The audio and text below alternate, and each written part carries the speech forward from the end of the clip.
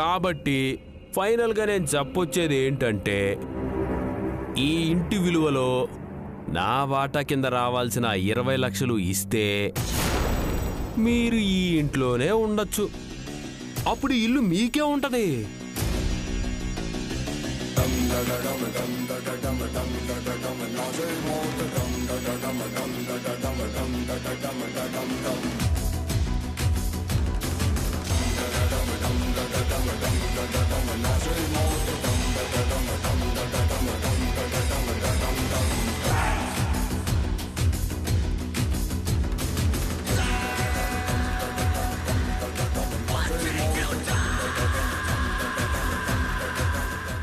లక్షలా? అవునక్క, 20 లక్షలే. ఇచ్చేస్తావా? ఇల్లు మీకే రాసిచ్చేస్తాను. నా కట్నం కింద ఇవ్వాల్సిన 2 లక్షల బ్యాలెన్స్ డబ్బులే ఇంకా ఇవ్వలేదు. ఇప్పుడు 20 లక్షలంటే అస్సలు జరగని పని. పోనీ ఒక పని చేద్దామా? ఏంటో అది? ఆ 20 లక్షలే నేను మీకు ఇస్తాను. ఈ ఇల్లు పూర్తిగా నా పేరు మీద రాసిచ్చేస్తారా? చూడు విఘ్నేష్, అది జరగని పని. ఈ ఇల్లు ఒకరికి అమ్మడం అనేది జరగదు. ఇది మా ఆయన జ్ఞాపకం, వదులుకోలేను. పెద్దమ్మా, అవ్వ కావాలి బువ్వ కావాలి అంటే ఎలా కుదురుతుంది? కుదరదు. ఇల్లు కావాలా డబ్బులు కావాలా?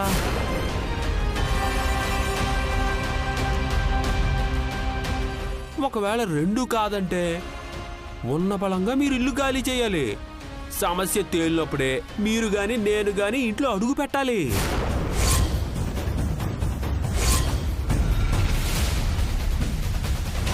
ఏంట్రా బెదిరిస్తున్నావా? నేనేమన్నా నీలా బడిబంతుల్నా?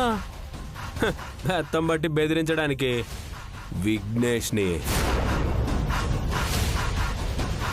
కోర్టు ఆర్డర్ గురించి చెప్తున్నాను. ఉన్న పళంగా ఖాళీ చేయాలని కోర్టు ఆర్డర్.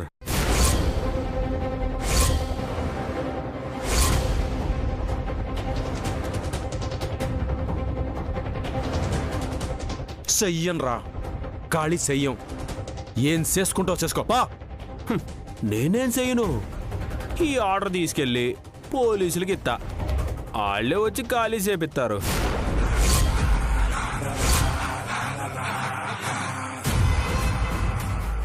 ఏదో గొడవ జరుగుతుందని బయటకు వచ్చి ఊళ్ళో జనం అందరూ చూస్తారు. మీ పరువే పోతుంది.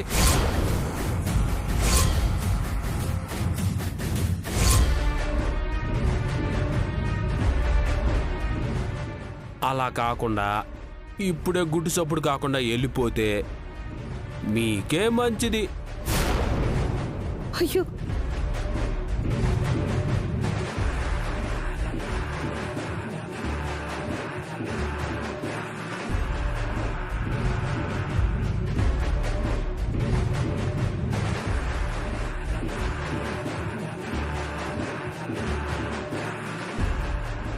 ఏంటమ్మా ఆలోచిస్తున్నారు? విఘ్నేష్ బాబు పెద్ద మనసు చేసుకుని డబ్బులు ఇస్తానంటున్నాడు కదా, అతనికి రాసిచ్చేయండి.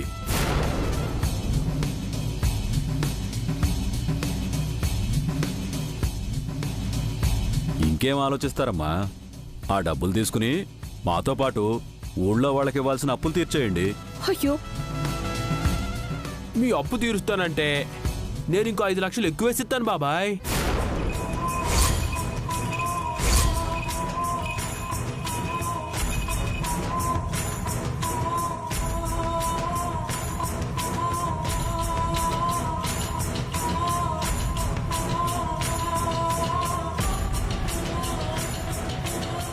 చూడండి అబ్బాయి ఎంత మంచోడో. అవును, నేను చాలా మంచోడిని, చాలా చాలా మంచోడిని. చూడండి, పోయినసారే మీ అందరినీ 6 నెలల సమయం అడిగాం, సరే అన్నారు. మళ్ళీ ఇప్పుడేంటి?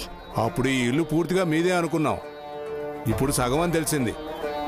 ఇంకేం నమ్మకంతో ఉంటాం? చూడండి, మేము ఎక్కడికి పారిపోం. మీ అందరి అప్పులు తీరుస్తాం.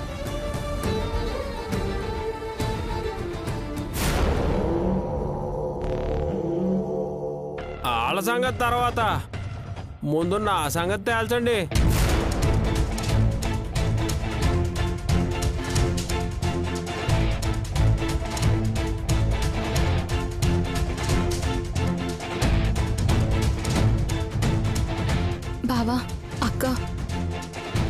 దగ్గరుంటే 20 లక్షలు సర్దొచ్చు కదా.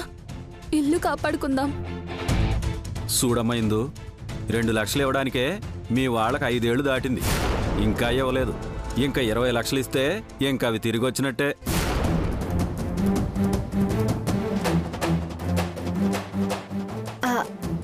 అయినా మన దగ్గర ఎక్కడున్నాయండి? అమరావతిలో రేట్లు పెరిగిపోయాయని భూమి మీద పెట్టారు.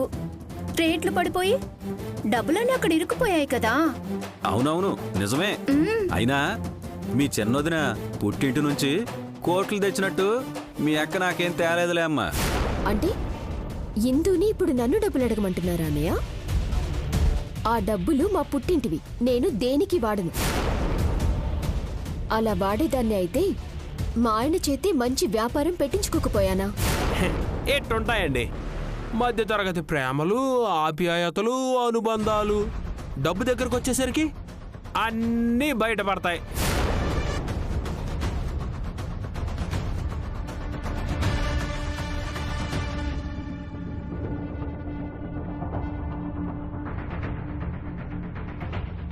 అన్నయ్య, నువ్వైనా వదినకు అర్థమయ్యేలా చెప్పరా? అది నిధి డబ్బు, నేను అడగను. ఎప్పటినుంచో అంటూనే ఉన్నాను, నాన్న పోయాడు, ఆయనే లేనప్పుడు ఆయన చేసిన అప్పులతో మనకి సంబంధం ఏంటి అని. కోర్టు నుండి ఐపీ నోటీసులు ఇవ్వండమ్మా అని చెప్పాను. విన్నారా? ఎవరు వినలేదు.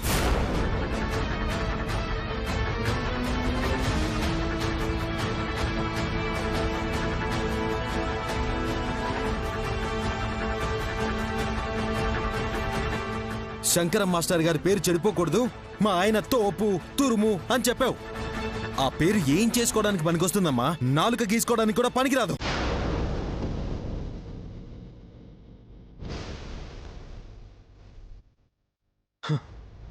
నాన్నంటే కొడుకులకి దారి చూపించేలా ఉండాలి, నడి రోడ్డులో కట్టుబట్టలతో నిలబెట్టేలా కాదు.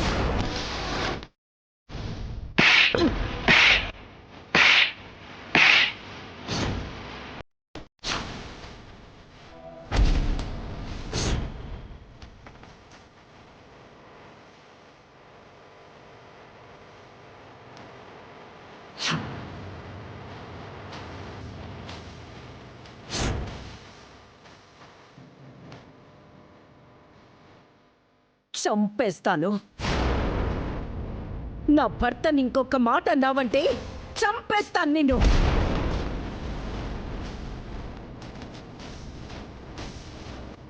ఎన్నో వేల మందిని వేలు పట్టే అక్షరాలు దిద్దించి ఉన్నత స్థానానికి చేర్చాడ్రా నా భర్త. ఆయన నా దేవుడు. నా దేవుణ్ణి ఇంకొక మాట అన్నా చంపేస్తాన్రా నిన్ను.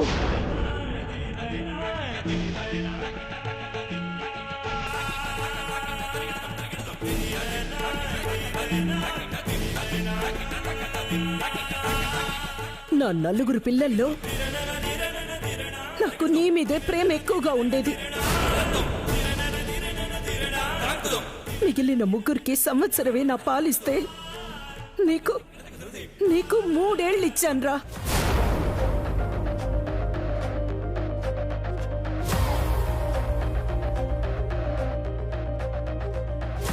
అందరూ కింద ఆడుకుంటుంటే నీకు నా గుండెల మీద ఆడుకోవడం ఇష్టమని మీ నాన్న వద్దంటున్నా అలాగే గుండెల మీద పడుకోబెట్టి ఆడించుకునేదాన్ని. నాకప్పుడు తెలియలేదురా, నీకు నా గుండెల్ని గాయపరచడమే ఇష్టమని.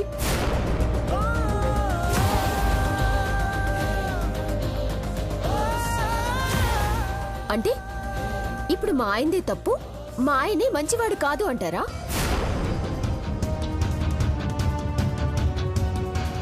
కన్న తల్లే చీకుడుతుంటే అలా బొమ్మలు నిలబడతారేంటండి? అయినా మీకు గౌరవం లేని చోట మీరుండగలరేమో కానీ నేనుండలేను. పదండి వెళ్ళిపోదాం. ఎలాగూ ఈ ఇంట్లో ఇంకా మీకు స్థానం లేనట్టే.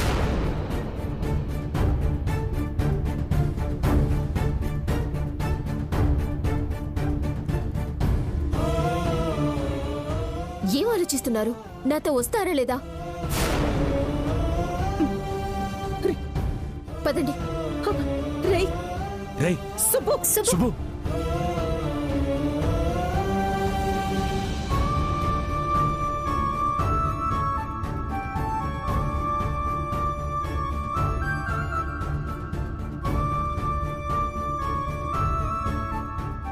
ఇల్లు పోయింది, డబ్బులు పోయాయి, ఆస్తి పోయింది, అన్నీ పోయాయి.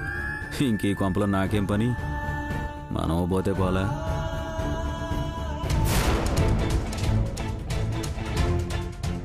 వెళ్తున్నామత్తయ్య. థ్యాంక్స్. మా ఆయనకి బాగా గౌరవం ఇచ్చారు. నిధి నిధి ఆగు నిధి. సుబ్బు మీద ఎంత ప్రేమ ఉందో అత్తయ్య చెప్పారు, అంతేకాని సుబ్బునేదో అన్నారని కాదు. ఇక్కడ అందరికీ మీ ఆయనంటేనే ఇష్టం. మా ఆయన ఇక్కడుండి అవమానపడ్డం నాకిష్టం లేదు. పదండి వెళ్దాం. రే సుబ్బు, నిధి అమ్మ బాధపడుతుందిరా. నువ్వు వెళ్ళిపోతే అమ్మ తట్టుకోలేదురా. అబ్బా, భలే మాట్లాడతారా మీరందరూ. నన్ను ఆవిడ అన్ని మాటలు అంటుంటే నాకు మాత్రం బాధగా ఉండదా? ఆ? ఇప్పుడు నేను నిధితో వెళ్ళకపోతే నిధి బాధపడుతుంది. నేను వెళ్తున్నాను అంతే. సుబ్బు, ఆగరా. నిధి, రేయ్, అన్నయ్య, రేయ్, సుబ్బు, నిధి, నా మాట సుబ్బు, నా విను. మాట వినరా? సుబ్బు, రేయ్. రేయ్, సుబ్బు.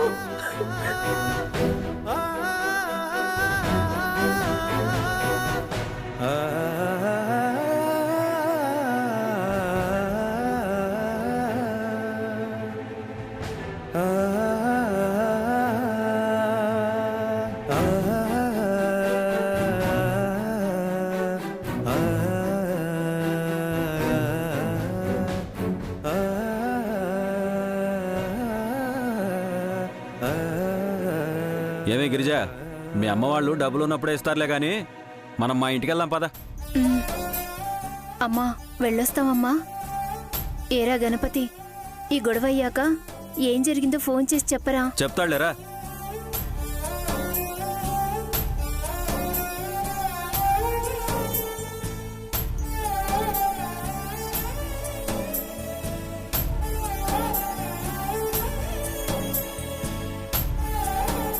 సగం ఇల్లు ఖాళీ అయిపోయింది, మీరు కూడా ఏదో ఒకటి చెప్పండి.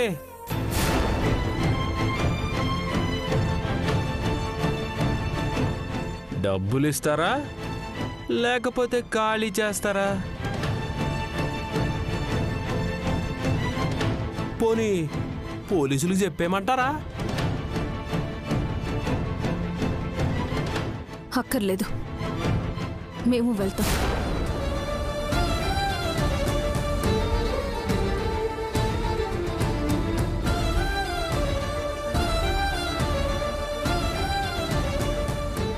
హిందూ,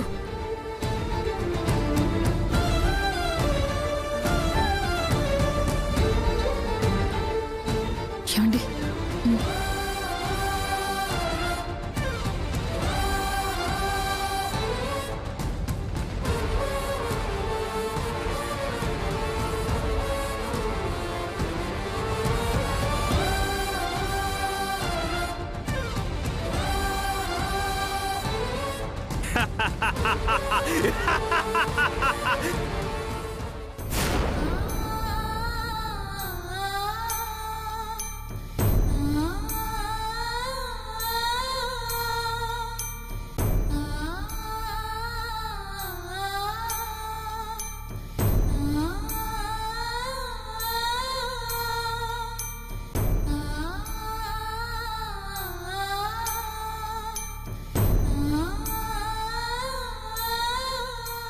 అత్తయ్య, మావయ్య జ్ఞాపకాలకి కొన్ని రోజులు దూరంగా ఉంటాం, కానీ కానీ పూర్తిగా కాదు. మావయ్య ఎప్పుడూ మనతోనే ఉంటారు.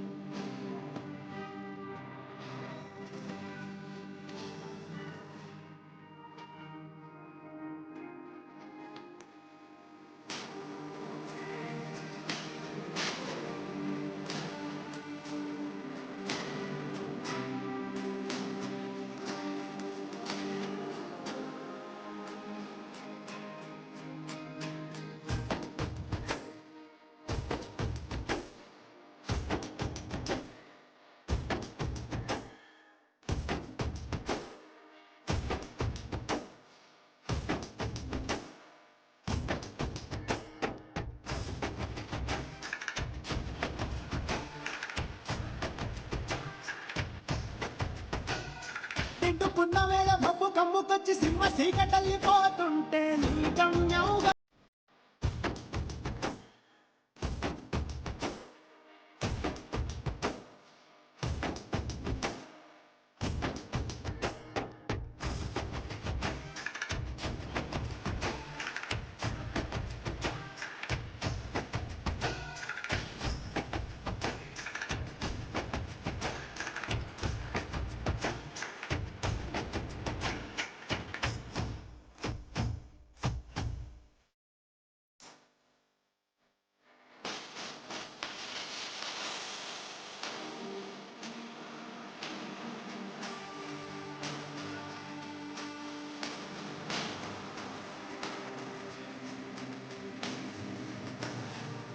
గెలిచావురా విఘ్నేశ.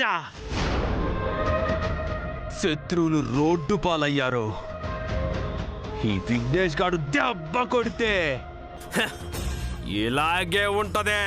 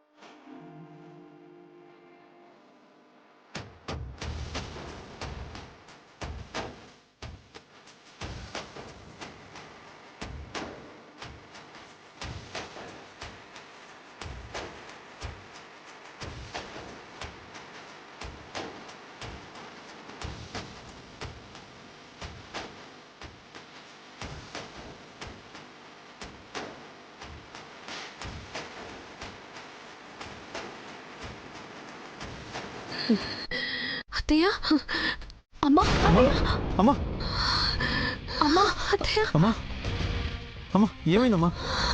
అమ్మా అమ్మా, ఏమండి? అత్తయ్య గారికి కళ్ళు తిరుగుతున్నట్టున్నాయి.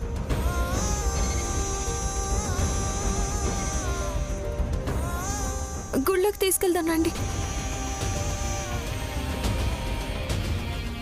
ఇందు అమ్మని పట్టుకో.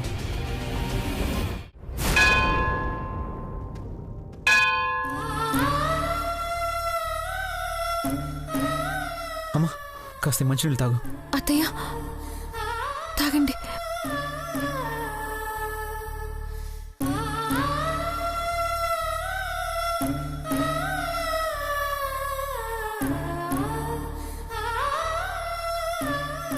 కాసేపు విశ్రాంతి తీసుకోండి అత్తయ్య. అత్తయ్య గారికి ఏమైనా జ్యూస్ తీసుకురండి. వద్దురా, నాకిప్పుడేం వద్దు.